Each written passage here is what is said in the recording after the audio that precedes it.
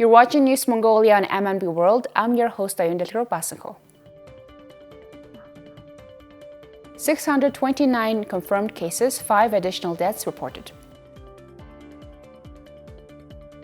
Families receive Blood Donor Family Awards.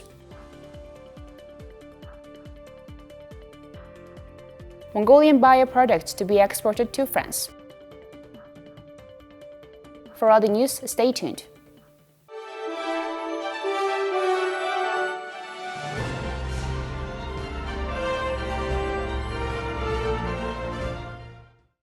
The Ministry of Health reported that 629 new COVID-19 cases were confirmed nationwide in the past 24 hours, and 5 more people have died.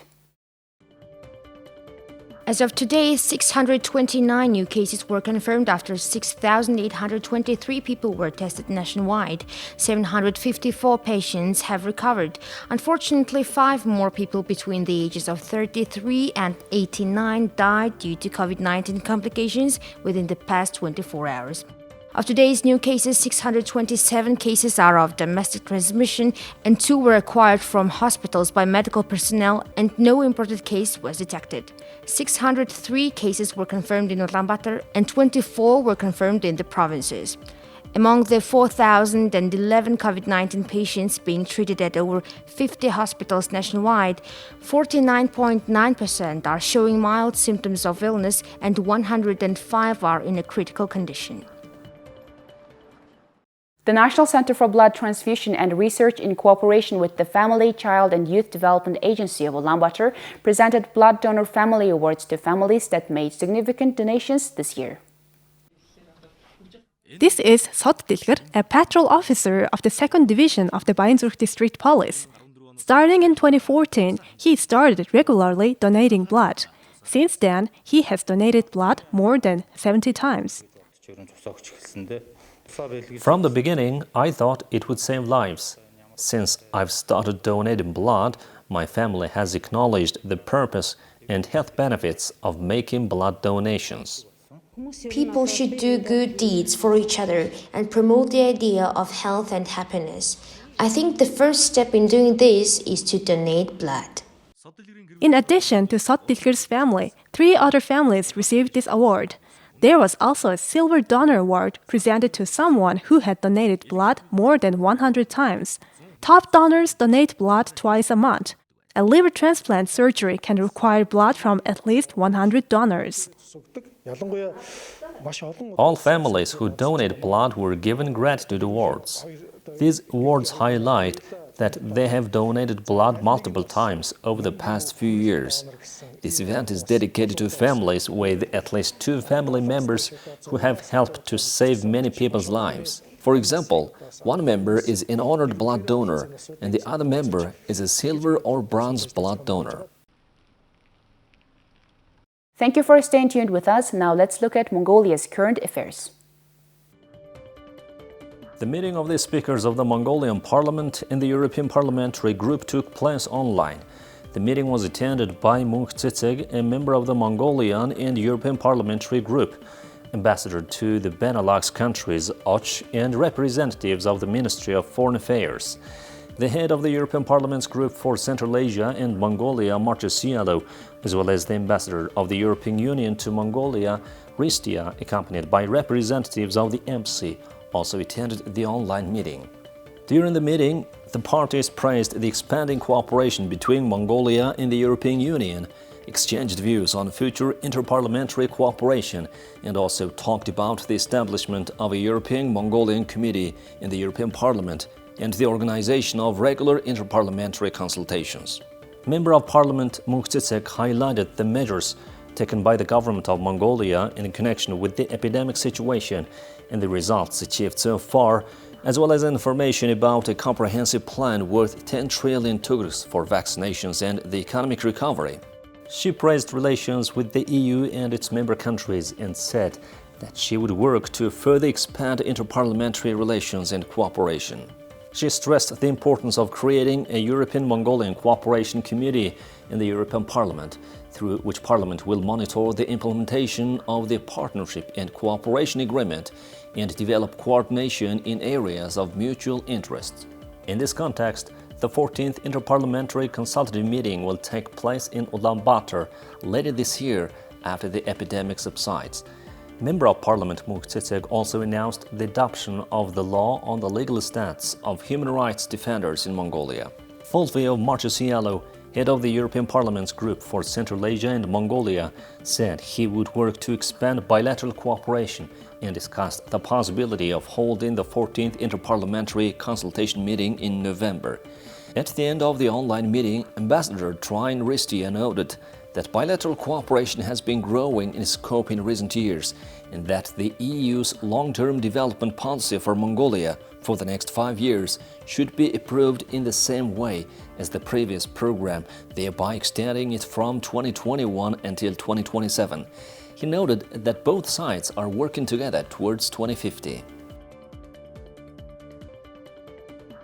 The Ministry of Foreign Affairs and the Canadian Embassy jointly organized an online meeting with John Venker, Exhibition Director of GPC Incorporation, General Organizer of Apparel Textile Sourcing, as well as officials and representatives of the Ministry of Foreign Affairs and the Mongolian Wool and Cashmere Association. During the meeting, association members presented the development of the cashmere industry, as well as John Venker's promotion of Mongolian cashmere in North America and an exhibition to bring together producers and sellers. The Mongolian Wool and Cashmere Association will continue to attend apparel textile sourcing over the next 2 years.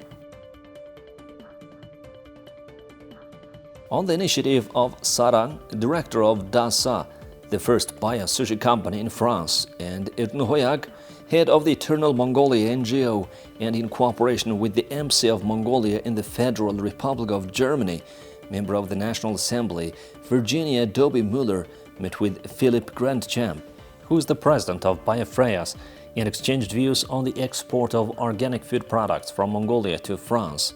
The meeting was attended by the ambassador of Mongolia to the Federal Republic of Germany, Batur, and the ambassador to the Swiss Confederation, Purupsuren.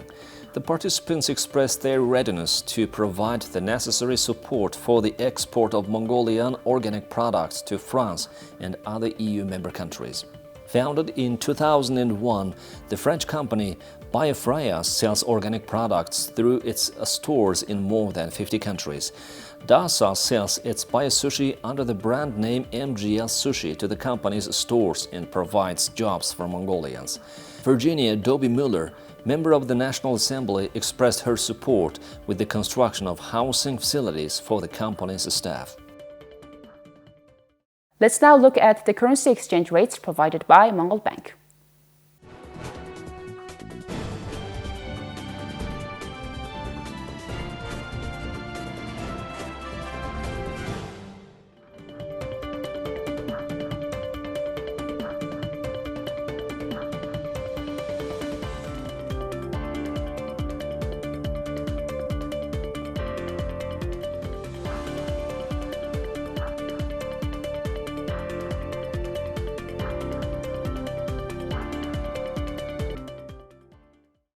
Ozekitorenfuji retained his sole lead in the Summer Grand Sumo tournament on Thursday, with the tourney ending on Sunday bouncing back from an unlucky first loss against Myoguri.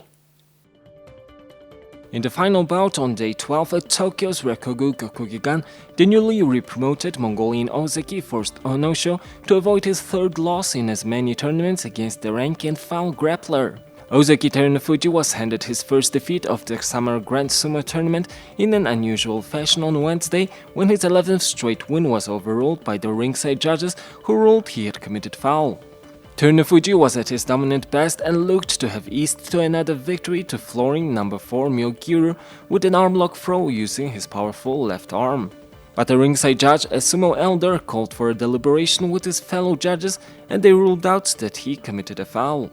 The 29-year-old Mongolian is fighting as an Ozeki for the first time since September 2017, when knee injuries forced him to go down to the sport's second lowest division in March 2019. Torenfuji returned to the top tier Makuchi division last July, when he remarkably won his second career grand tournament and won his third in March to seal his epic comeback with re-promotion to Ozeki. The summer tourney is the first in 2 years after last year's event was cancelled following the announcement of a state of emergency. The first 3 days this time were held behind closed doors due to the current state of emergency in Japan's capital, with up to 5,000 fans allowed to enter Delhi from Wednesday in accordance with government guidelines. Now let's look at the weather forecast for major cities around the world.